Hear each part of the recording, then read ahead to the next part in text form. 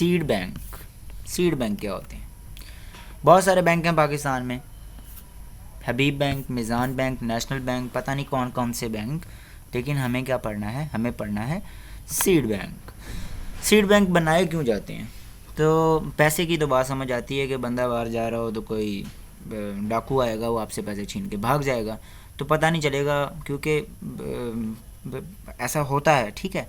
तो seed bank को कौन छीन के जाएगा? ऐसा बनाए क्यों हमने? क्योंकि हमारे जो एनवायरमेंटल डिग्रेडेशन है उसने बहुत सारी स्पीशीज़ को ख़त्म कर दिया है, तो अभी हमें प्रिजर्व करना उनको। अगर वो ख़त्म हो गई तो वो कहाँ से लाएंगे? मार्स पे तो है नहीं, वीनस पे तो है नहीं, तो इसी गोला पे हैं, तो इस गोला पे हैं, तो हमें इनको प्रिजर्व करना है, ठीक है। दूसरी है जेनेटिक इंजीनियरिंग। हमने जेनेटिक इंजीनियरिंग करके जो हमारी रियल स्पीशीज़ थी उनको हमने ख़त्म कर दिया है, तो इसकी वजह से जो डाइवर्सिटी है वो कम होती जा रही है। तो हमें सीड बैंक, हमें सीड को प्रिजर्व करना पड़ा ताकि हम जो नेचुरल, जो पुरानी, जो बिना चेंज की हुई स्पीशीज़ थी ना, हम उनको उसकी असल हालत में रख सकें, ठीक हो गया। तीसरी बात है कि एक पॉसिबिलिटी है कि एक धमाका होगा और सब ख़त्म हो जाएगा बहुत बड़े एरिया के ऊपर। डेफिनेटली हमारे पास न्यूक्लियर वेपन्स हैं तो वो बहुत सारी स्पीशीज़ को ख़त्म कर सकते हैं, तो हम डिफरेंट स्पीशीज़ के सीड लेके उनको संभाल के रखते हैं। अगर ऐसा हो जाए तो हम उनको दोबारा रीग्रो करवा सकें। तो जेनेटिक डाइवर्सिटी को प्रिजर्व करना मेन जो मकसद होता है वो क्या होता है? सीड बैंक का होता है।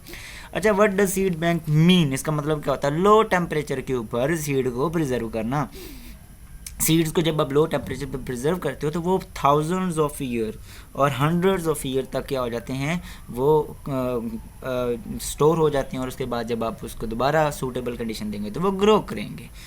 तो biggest seed bank in the world जो है वैसे तो 1000 के करीब हैं, लेकिन मिलीनियम सीड बैंक जो है वो सबसे बड़ा है। इसको 1996 में इस्टेब्लिश किया गया था, और ये है कहाँ? वेस्ट सुसेक्स नियर लंदन, ठीक है।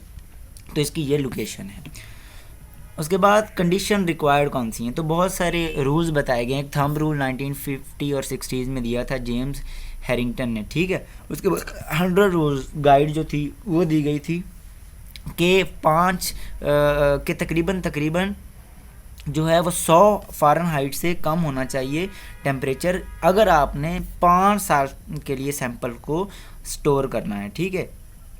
उस तरह से उसके बाद एक और प्रोटोकॉल आया। प्रोटोकॉल में ये लिखा हुआ था कि एटलीस्ट -20 जो है वो डिग्री सेल्सियस होना चाहिए स्टोर करने के लिए, और एक बहुत सीलिंग होनी चाहिए, मतलब एक ऐसा कंटेनर होना चाहिए जिसमें पानी ना जाए, क्योंकि पानी जाएगा तो डेफिनेटली सीड ग्रो कर जाएगा या फिर ख़राब हो जाएगा।